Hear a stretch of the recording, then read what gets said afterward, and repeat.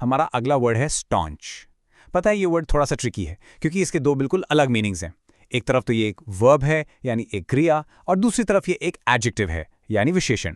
तो चलिए देखते हैं कि इसे अलग अलग सिचुएशंस में कैसे यूज करना है।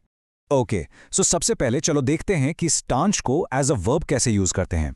जब हम इसे एक वर्ब की तरह यूज करते हैं तो इसका मतलब होता है किसी चीज के बहाव को यानी फ्लो को रोकना या बंद करना। The paramedic used a bandage to stanch the bleeding. ये ना इसका सबसे कॉमन, सबसे लिटरल यूज है। मतलब पैरामेडिक ने खून के बहाव को रोकने के लिए एक बैंडेज का इस्तेमाल किया। जब आप कहते हैं टू स्टैंच द ब्लीडिंग, इसका सीधा सा मतलब होता है खून को रोकना। सिंपल।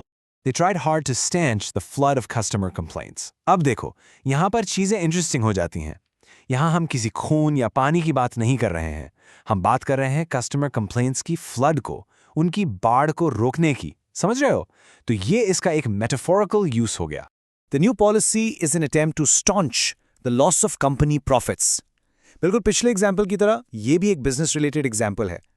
यहां पर कंपनी के प्रॉफिट्स का जो लॉस हो रहा था उसके फ्लो को रोकने की कोशिश हो रही है। तो एक बात साफ है, स्टॉन्च को जब हम वर्ब की तरह यूज करते हैं तो इसका मतलब किसी भी तरह के नेगेटिव बहाव को रोकना है। तो ये तो हो गया स्टांच एज अ वर्ब। अब आते हैं इसके दूसरे रूप पर, जब ये एक एडजेक्टिव होता है, और यहां इसका मीनिंग बिल्कुल ही अलग है। एज एन एडजेक्टिव इसका मतलब होता है कोई इंसान जो बहुत लॉयल, फर्म और कमिटेड हो। He is a staunch supporter of his local football team, win or lose. तो staunch supporter का मतलब क्या हुआ? इसका मतलब हुआ एक एकदम पक्का वफादार सपोर्टर।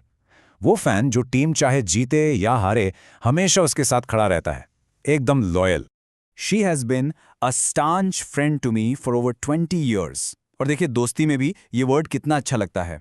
यहाँ staunch friend का मतलब है एक ऐसा दोस्त जिस पर आप आंख बंद करके भरोसा कर सकते हैं। एक रिलायबल, ट्रस्टवर्दी, पक्का दोस्त जो 20 सालों से हर अच्छे बुरे वक्त में आपके साथ रहा हो।